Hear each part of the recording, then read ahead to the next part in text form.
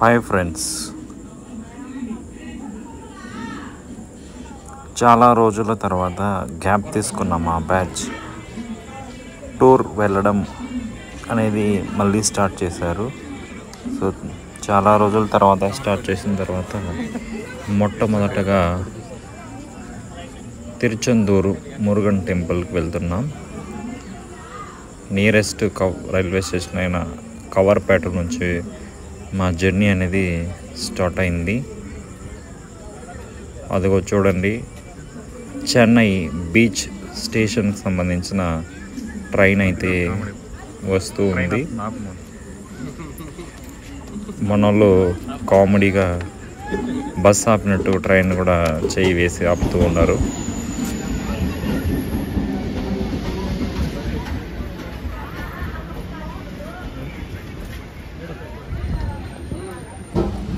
మా train start అయింది. So views అయితే చాలా స్పెక్టాక్యులర్గా ఉన్నాయి. సో ఈ జర్నీ అనేది సెంట్రల్ రైల్వే స్టేషన్ నుంచి తాంబరం రైల్వే స్టేషన్. సో ఎందుకంటే అక్కడ సెంట్రల్ బస్ స్టాప్ ఉంటుంది. సో బస్ తీసుకొని మేము తిరుచెందూరుకి స్టార్ట్ అయ్యాము. సో ఇదన్నమాట సెంట్రల్ బస్ స్టాండ్. సో నార్మల్గా చెన్నై అంటే కోయంబేడు బస్ స్టాండ్ చాలా పెద్దది. సో దానికన్నా అత్యంత సౌకర్యవంతంగా చాలా పెద్దదిగా ఇక్కడ కన్స్ట్రక్షన్ అయితే చేశారు. సో ఇక్కడ దీపస్తంభం, లైట్ ఆఫ్ ద ల్యాంప్ చూడండి ఎంత పెద్దగా ఉందో. సో అలా మేము మా యొక్క జర్నీని అయితే బస్లో స్టార్ట్ చేయము. సో బస్లో స్టార్ట్ చేయడానికి రీజన్ ఏమిటంటే, మేము బుక్ చేసుకున్న తత్కాల్ టికెట్స్ ట్రైన్స్ అనేది కన్ఫర్మేషన్ కాలేదు. సో కన్ఫర్మ్ కాకపోతే జనరల్లో వెళ్ళడానికి చాలా కష్టం పడాల్సి వస్తుంది. సో దాదాపు 12 hours జర్నీ అయితే ఉంటుంది. సో అందుకని మేము బస్ తీసుకున్నాం.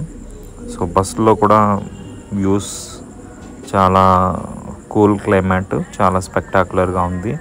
సో ఇదైతే మేము ఎక్కిన బస్సు. సో ఫైనల్గా మేము మదురై రీచ్ అయ్యాము. దాదాపు 9 hours జర్నీ తర్వాత చెన్నై టు మదురై అయితే రీచ్ అయ్యాము. సో ఇక్కడ నుంచి మళ్ళీ ఇంకొక బస్ తీసుకొని టెంపుల్కి అయితే రీచ్ అవ్వాల్సి ఉంటుంది. సో మొత్తం అందరూ కూడా చాలా టైర్డ్ అయిపోయినారు.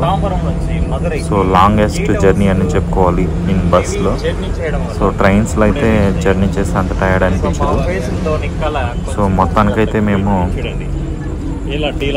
ఇది Madurai bus stop. So local buses అన్నీ కూడా ఇక్కడ దొరుకుతాయి. సో అక్కడైతే మేము దిగాము.